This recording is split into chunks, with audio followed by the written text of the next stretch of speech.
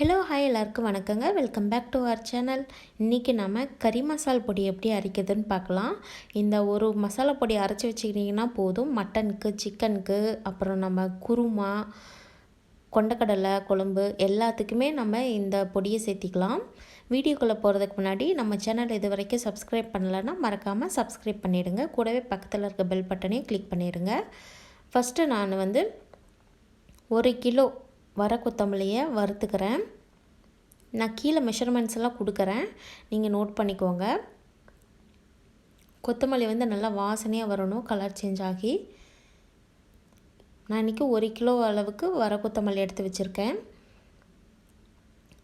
பாருங்கள், இது மாதிரி நல்லா கலர் சேஞ்ச் ஆகணும், நல்லா வாசனையாக இருக்கும் வறுத்திங்கனாவே.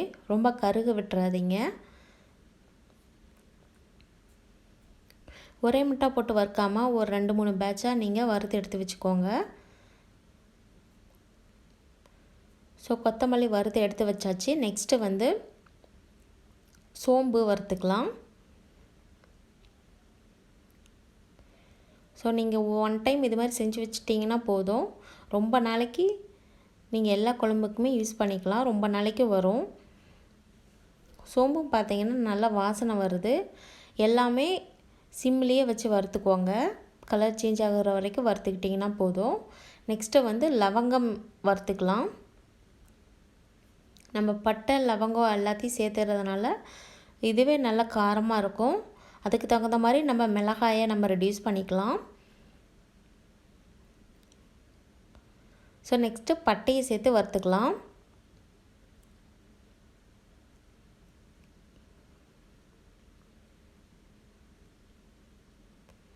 எல்லாத்தையும் வறுக்கும்போது கரிஞ்சிடாமல் வறுத்துக்கணும். நெக்ஸ்ட்டு மிளகு சேர்த்தி வறுத்துக்கலாம்.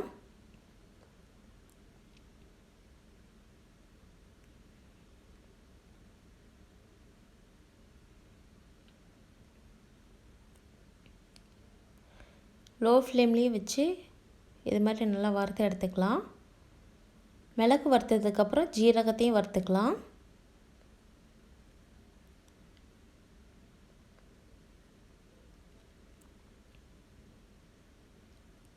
நெக்ஸ்ட்டு கசகசாவையும் வறுத்துக்கலாம்.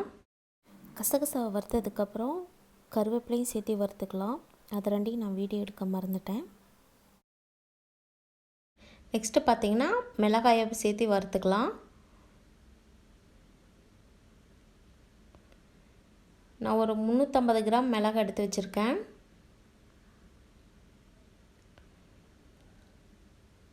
நம்ம பட்டை லவங்கம் அதிலெல்லாம் மிளகு எல்லாமே சேர்த்திருக்கோம்.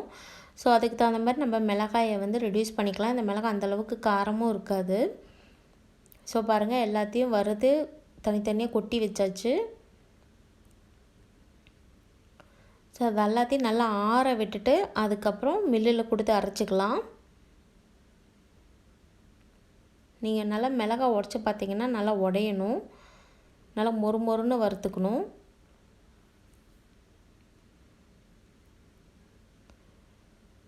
ஸோ மிளகாயும் இது கூட சேர்த்துடலாம்.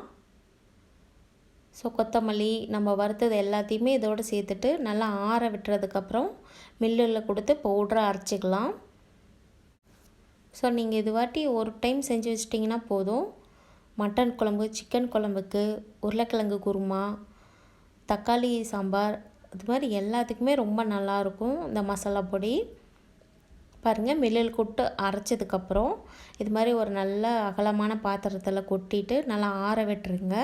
எந்த மசாலா பொடி அரைச்சாலும் அரைச்சிட்டு வந்ததுக்கப்புறம் நல்லா ரூம் டெம்பரேச்சரை வர அளவுக்கு நல்லா ஆற விட்டதுக்கப்புறம் எடுத்து நீங்கள் ஸ்டோர் பண்ணிக்கோங்க பாக்ஸில் போட்டு. அப்போ தான் நம்மளுக்கு நல்லா அந்த சூடெல்லாம் அடிக்காமல் நல்லாயிருக்கும். மசாலா பொடி ரொம்ப நாளைக்கு வரும். ஒரு ஏர்டைட் பாக்ஸில் போட்டு ஸ்டோர் பண்ணிக்கோங்க. வேணும்னு நீங்கள் ஃப்ரிட்ஜில் கூட வச்சு ஸ்டோர் பண்ணிக்கலாம்.